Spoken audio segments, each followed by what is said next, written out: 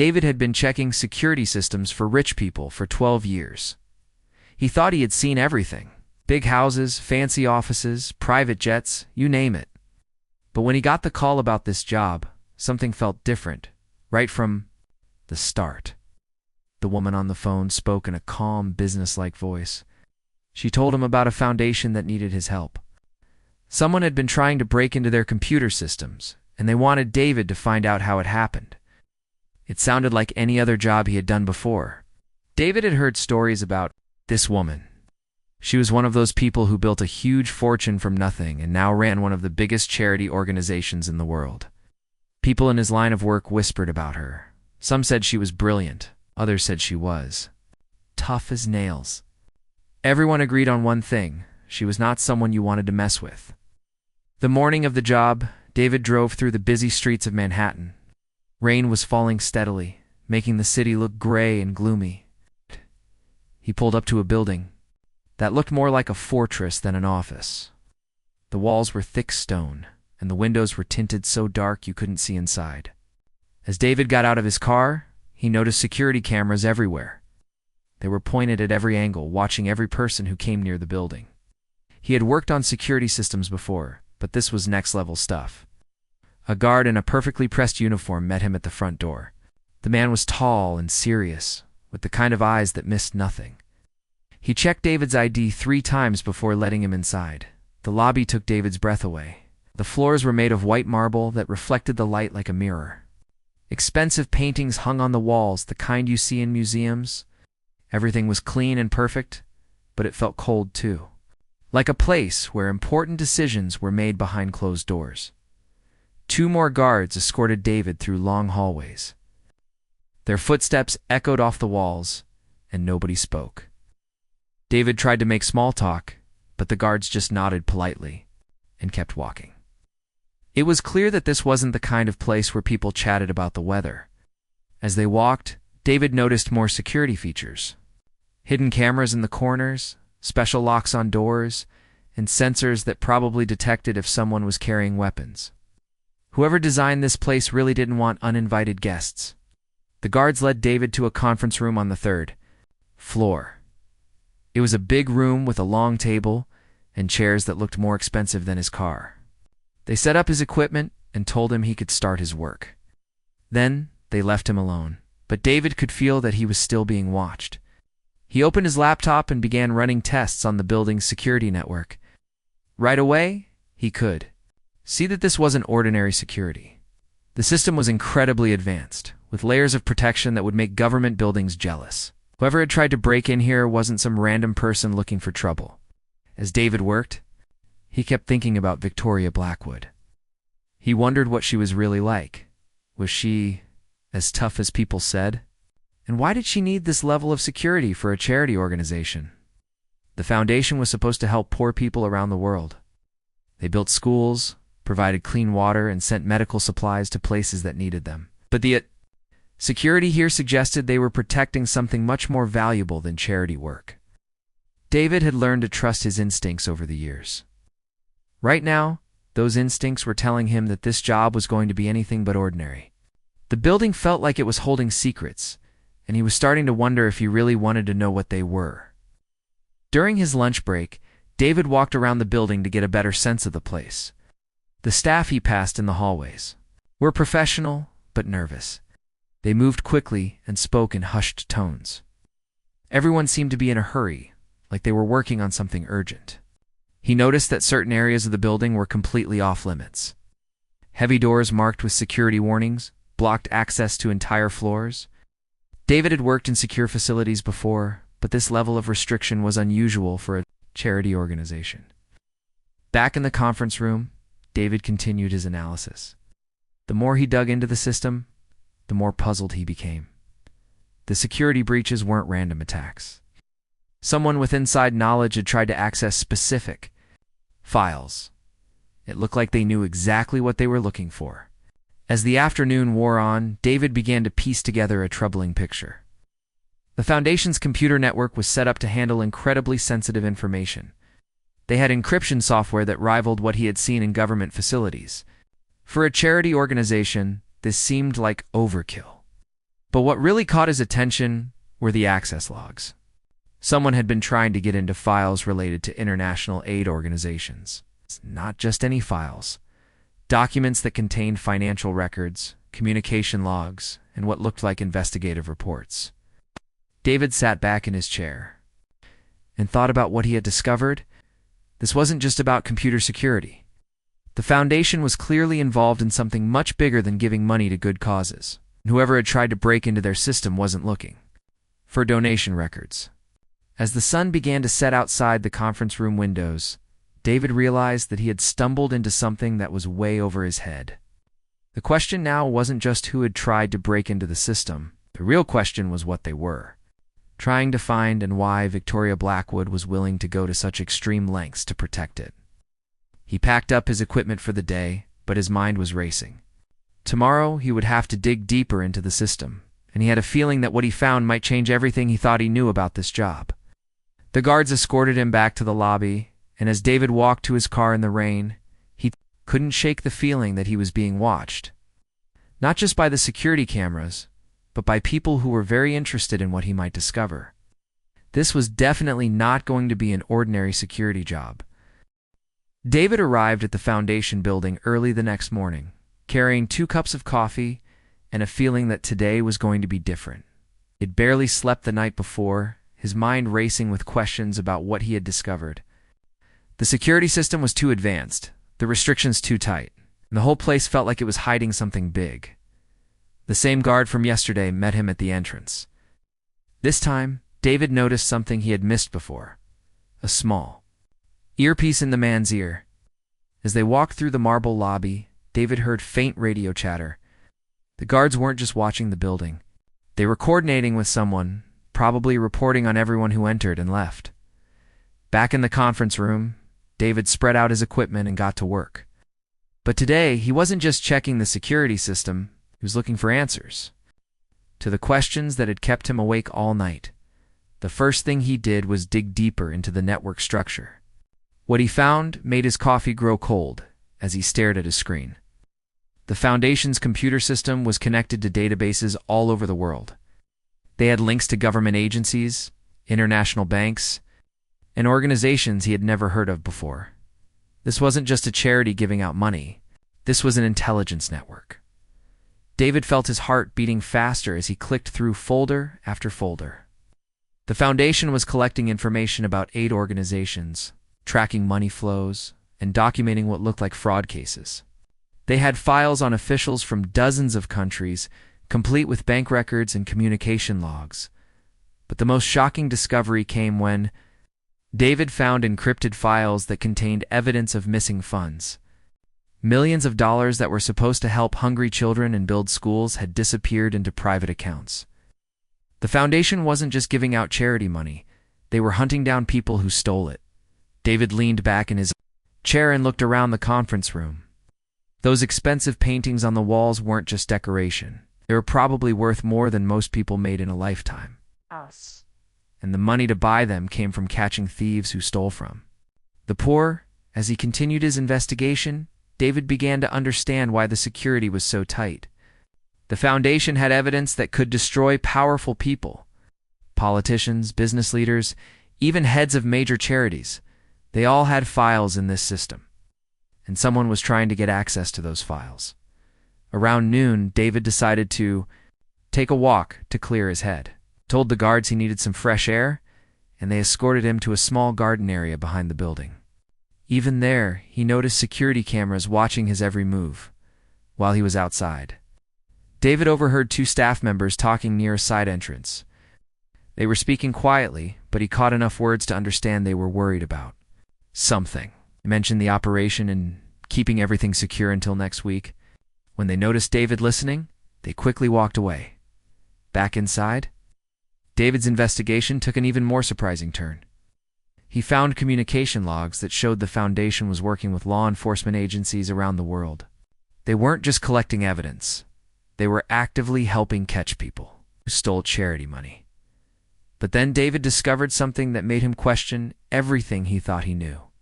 In the access logs, he found evidence that someone inside the Foundation was trying to access files they shouldn't have. The security breach wasn't just coming from outside. There was a problem on the inside, too. David spent the rest of the afternoon carefully tracking the unauthorized access attempts. Whoever was doing this was smart and careful, but they had left traces. Small digital footprints that showed they knew the system well enough to avoid most security measures. The pattern became clear as David analyzed the data. The inside person was accessing files related to specific countries and organizations. They seemed to be looking for evidence about corruption cases that hadn't been made public yet. Someone was trying to get information before the Foundation could act on it. As evening approached, David realized he was in a difficult position. He had been hired to find security weaknesses, and he had found the biggest one of all. Someone working inside the Foundation was betraying them. But he didn't know who to trust with this information. During his third day at the Foundation, David noticed changes in how the staff treated him. People who had been friendly before now seemed nervous around him. Conversations stopped when he entered a room. He was given access to fewer systems than before. His questions about certain files were met with polite but firm refusals. David began to suspect that someone knew he was getting close to the truth. His investigation had uncovered too much, and now he was being watched more carefully than ever. That afternoon, while reviewing security footage from the past month, David made a discovery that changed everything. He found video evidence of someone accessing a secure computer terminal late at night. The person was careful to avoid showing their face to the cameras, but David could see enough to know it was someone who belonged in the building. The timestamp on the video matched exactly with the unauthorized access attempts David had found. In the system logs, he had found proof that someone inside the Foundation was the security threat. But as David saved the evidence to his secure drive, he realized he had a bigger problem. If he was right about the inside threat, then that person probably knew he was investigating them. And if they were willing to betray an organization that helped poor people around the world, they might be willing to do much worse to protect themselves. David packed up his equipment that evening with shaking hands. He'd uncovered a conspiracy that went deeper than he had imagined. The Foundation was fighting corruption on a global scale, but they had been betrayed by someone they trusted. As he walked to his car, David couldn't shake the feeling that he was being followed. The streets seemed darker than usual, and every shadow looked like it might be hiding someone watching him. He had started this job thinking he was just checking computer security. Now he realized he had stumbled into something that could be dangerous for everyone involved, including himself. Tomorrow, he would have to decide what to do with the evidence he had found. He had a feeling that decision would change his life forever. David barely slept that night. Every time he closed his eyes, he saw those security videos playing in his mind. Someone inside the Foundation was stealing information, and now David knew about it. The question that kept him awake was simple but terrifying. What was he supposed to do with this knowledge? He had saved copies of all the evidence on 3 different drives, hiding them in different places around his apartment. This wasn't just about computer files anymore. This was about real people's lives. The next morning, David sat at his kitchen table with a cup of coffee, staring at his laptop screen. The evidence was all their access logs, security footage, and financial records that painted a clear picture. Someone with high-level access was stealing information about the Foundation's investigations. But the more David thought about it, the more complicated it became. The Foundation was tracking down people who stole money meant for hungry children and sick people. If someone was selling this information, it meant the thieves could escape justice. Millions of dollars that should have gone to help people would disappear forever. David realized he wasn't just dealing with corporate secrets anymore. He was holding evidence that could save lives or destroy them, depending on what he chose to do next. When David arrived at the Foundation that morning, he noticed the atmosphere had changed completely. Eyed more carefully and watching him more closely. Staff members who had been friendly before now avoided eye contact and hurried past him in the hallways. In the conference room, David found that his access to certain parts of the computer system had been restricted overnight. When he tried to open some of the files he had been working on, he got error messages saying he didn't have permission. Someone was definitely watching his work. David decided to be more careful. Instead of directly accessing the files he needed, he used different methods to gather information. He checked system logs that most people would ignore, looked at backup files that seemed unimportant, and traced network connections that appeared to be routine maintenance. What he discovered made his blood run cold. The inside person wasn't just stealing random information.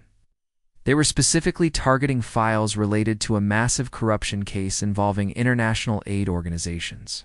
The Foundation had been building a case for months, gathering evidence that would expose how billions of dollars meant for disaster relief had been stolen. David found communications between the Foundation and law enforcement agencies around the world. They were planning coordinated actions to arrest dozens of people involved in the theft. But if the inside person was selling this information, all those criminals would disappear before they could be caught. As David dug deeper, he began to understand the scope of what was happening. The Foundation wasn't just a charity organization. They were running one of the most sophisticated anti-corruption operations in the world. They had investigators in dozens of countries, tracking money that was supposed to help people in need. But someone was sabotaging all of that work. Around lunchtime, David made a discovery that changed everything, found financial records, showing that the inside person had been receiving large payments from an offshore account. David sat back in his chair, feeling sick to his stomach. Someone inside the Foundation was being paid to betray the very people they were supposed to be helping. It was like a police officer taking money from criminals to warn them about raids. But the worst part was what David found next. The inside person had access to files containing the names and locations of undercover investigators working around the world. If this information fell into the wrong hands, those investigators could be in serious danger. David realized he was looking at evidence of something that could get people killed. That afternoon, David tried to figure out who the inside person might be. The access logs showed that whoever it was had high-level security clearance and knew the system very well. They had to be someone important, someone who had been trusted with the Foundation's most sensitive information. As David reviewed the list of people with that level of access, he found names of board members, senior executives, and department heads. Any one of them could be the traitor. The thought made him feel paranoid and scared. That made his situation even more dangerous. 2 security guards were talking near the elevator, and they mentioned that someone had been asking questions about his work. They said the person wanted to know exactly what files David had been accessing and what he had discovered. That the inside person knew he was getting close to the truth. They were watching him just as carefully as he was trying to find them. That evening, as David prepared to leave the building, he made a decision that would change everything. He couldn't just sit on this information any longer. Too much was at stake. Millions of dollars that should help poor people, investigators who could be in danger, and criminals who might escape justice. If he chose the wrong person to tell, he might be handing his evidence directly to the traitor. David decided he needed to get the evidence to someone outside the Foundation, someone who could act on it without warning the inside person. But as he walked to his car that night, he noticed a black sedan following him at a distance. His hands shook as he drove home, checking his mirrors constantly. The car followed him for several blocks before disappearing into traffic. David couldn't be sure if it was connected to his investigation, but he was starting to understand that he might be in real danger. Back at his apartment, David sat at his computer and made copies of all his evidence. He wrote detailed reports explaining what he had found and what it meant. Then he prepared packages to send to law enforcement agencies and news organizations. But as he worked, David couldn't shake the feeling that he was being watched. Sound outside his apartment made him jump. Every car that drove by made him wonder if someone was coming for him. David had always thought of himself as someone who just fixed computer problems. No, he was holding evidence that could bring down a criminal network worth billions of dollars. He was a threat to them. As he prepared for what might be the most important day of his life, David realized that tomorrow he would have to make a choice that could save lives or cost him his own. David woke up to the sound of his phone ringing at 6 in the morning.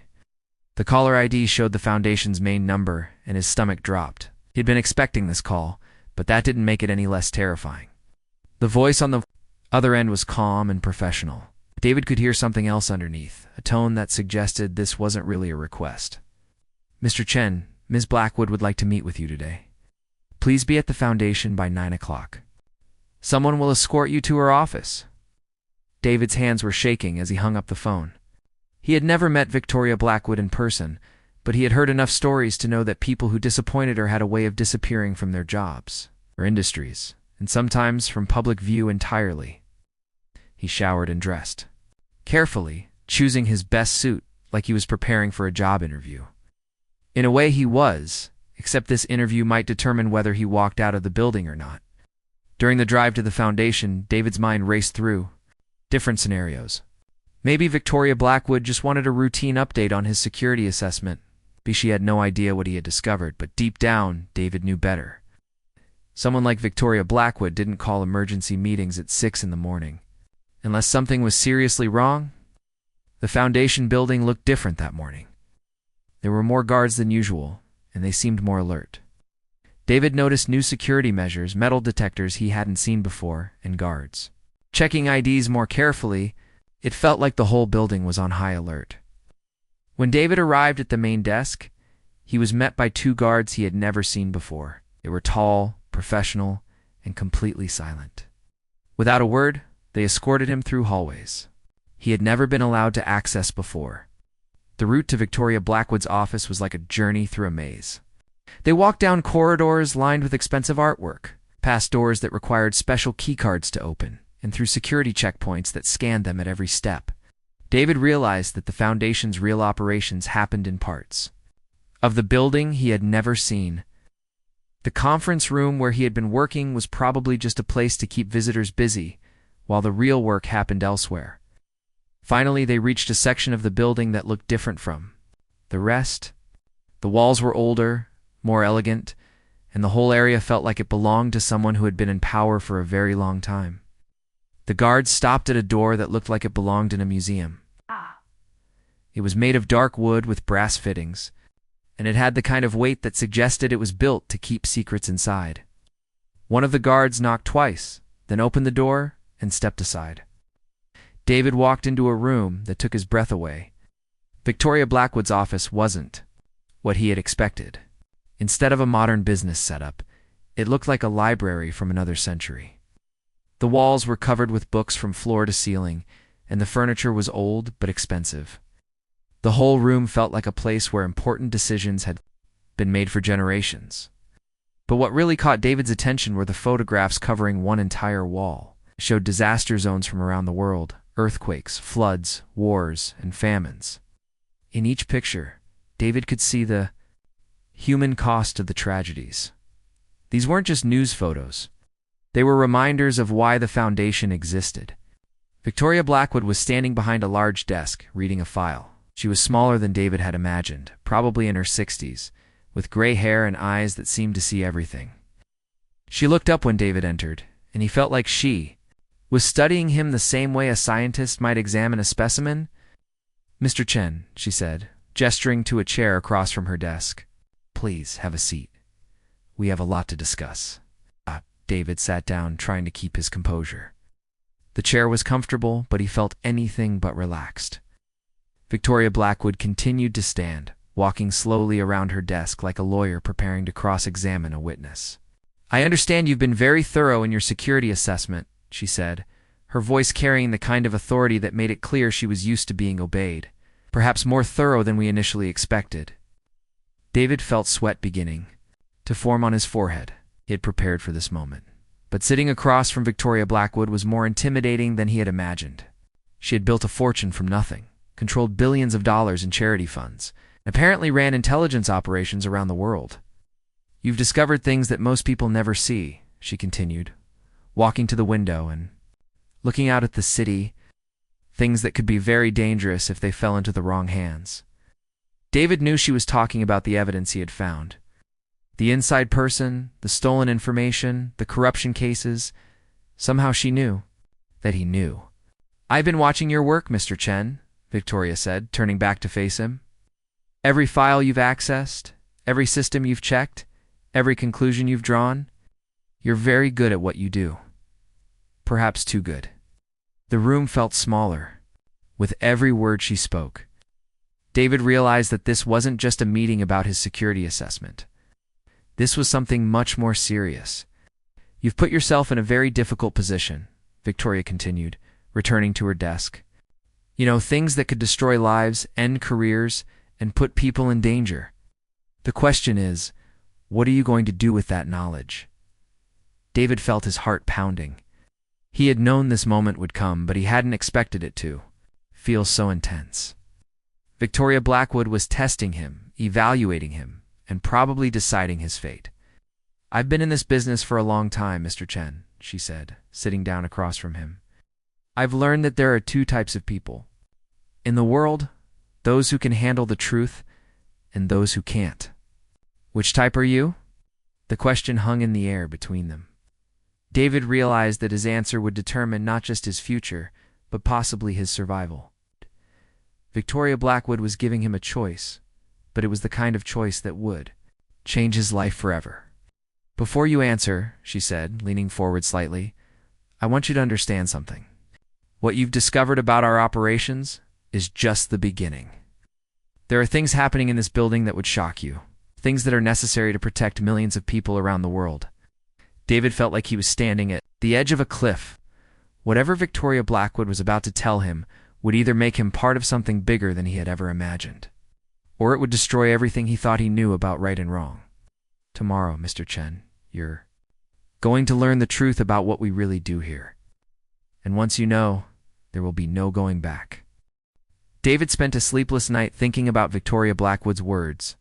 "Tomorrow, you're going to learn the truth." Those words echoed in his mind as he stared at the ceiling, wondering what he had gotten himself into. The next morning, David arrived at the foundation with a mixture of fear and curiosity. He had made copies of all his evidence and hidden them in safe places, just in case something went wrong. But as he walked through the marble lobby, he realized that all his precautions might not matter if Victoria Blackwood had already decided his fate. The same two guards from yesterday met him at the elevator. This time, they took him to a different part of the building entirely. They rode the elevator down 2 floors below ground level to a basement David didn't even know existed. The basement looked like something from a spy movie. The hallways were lined with reinforced walls, and every door required multiple security checks to open. David realized that what he had seen upstairs was just the public face of the Foundation. The real operation happened down here, hidden from the world above. They stopped at a door marked only with a number. One of the guards pressed his hand against a scanner, spoke a code word, and the door clicked open. Inside was a small room, with just 2 chairs and a table. It looked like an interrogation room, and David's heart started beating faster. "Please wait here," one of the guards said. "Ms. Blackwood will be with you shortly." David sat alone in the room for what felt like hours, but was probably only minutes. The silence was complete. No sounds from outside, no hum of air conditioning, nothing. It was the kind of silence that made you hear your own heartbeat. When the door finally opened, Victoria Blackwood walked in, but she wasn't alone. Behind her came a man David recognized from the security footage, the person he had identified as the inside trader. David's mouth went dry as he realized he was trapped in a room with the very person who had been betraying the Foundation.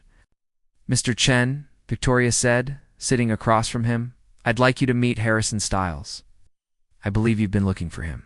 David stared at Harrison, trying to understand what was happening. The man looked calm and professional, not like someone who had been caught stealing secrets. Something was very wrong with this picture. Victoria leaned forward, her eyes fixed on David's face. "You've done excellent work, Mr. Chen. Your investigation was thorough, careful, and exactly what we hoped it would be." "What we hoped," David managed to say, his voice barely above a whisper. "Yes," Victoria smiled, but it wasn't a warm smile. "You see, we've been testing you from the moment you walked into this building. Security assessment was real, but it was also an evaluation. We needed to know if you could discover the truth and, more importantly, what you would do with it." David felt like the room was spinning. "I don't understand." Harrison spoke for the first time. "The security breaches you investigated were real. They weren't what you thought they were. Every access attempt, every stolen file, every piece of evidence you found, it was all part of an operation."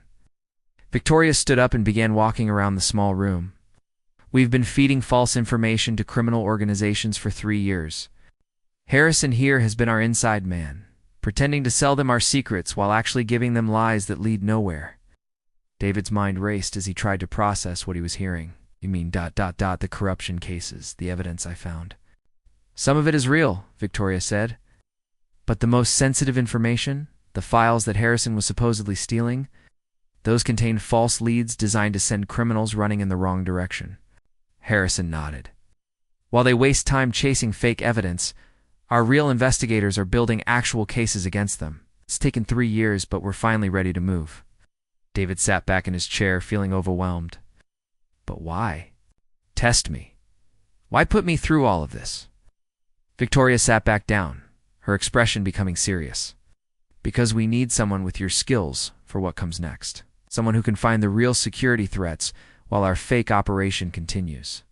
Someone who isn't part of our existing network. You want me to work for you, David said, finally understanding. Not just work for us, Victoria replied. We want you to become part of something bigger than you ever imagined. Our operation isn't just about catching thieves who steal charity money. We're building a global network to track corruption at the highest levels of government and business. Harrison leaned forward. The people we're after have stolen billions of dollars meant for hungry children, disaster victims, and medical research. They've caused suffering on a scale most people can't imagine. Victoria's voice became intense. Right now, criminal organizations around the world think they have an inside source at our foundation. They believe they're getting real information from us. In 2 weeks, we're going to spring the trap we've been setting for 3 years. David felt sweat forming on his forehead as the full scope of what they were describing hit him. You're talking about taking down an international criminal network? Exactly, Victoria said. And we need someone to handle security for the operation. Someone the criminals have never seen before. Someone they would never suspect. Room fell silent as David processed everything he had learned. Simple security assessment job had turned into a recruitment for what sounded like the most complex intelligence operation he had ever heard of. What if I say no? David asked. Victoria's expression didn't change. Then you'll sign a confidentiality agreement and go back to your normal life. But you'll know that you had a chance to help save millions of lives and chose to walk away, Harrison added. The information we've gathered over 3 years will lead to the arrest of over 200 people in 47 countries. The money we recover will fund real charity work for decades. David thought about all the disaster photos he had seen in Victoria's office. He thought about the sophisticated security systems protecting evidence that could help people around the world. He thought about the choice he was being offered. Oh, I agree. David said slowly, What exactly would I be doing? Victoria smiled, and this time it looked genuine. You'd be helping us pull off the biggest anti-corruption operation in history. You'd be part of a team that's about to change how the world fights organized crime. David looked around the small room, then back at Victoria and Harrison. Yes. Old life of simple security assessments seemed very far away now. Yes. These people were offering him a chance to be part of something that could actually make the world better. But they were also asking him to enter a world where the stakes were higher than anything he had ever experienced. A world where the wrong decision could have consequences he couldn't even imagine. Ms. Blackwood, David said, his voice steadier than he felt. When do we start? Victoria Blackwood's smile widened, and David realized that his life would never be the same again. He had walked into this building thinking he was just checking computer security. House. Now he was about to become part of an operation that would either change the world or destroy everything he thought he knew about right and wrong. The moment of truth had arrived, and David had made his choice.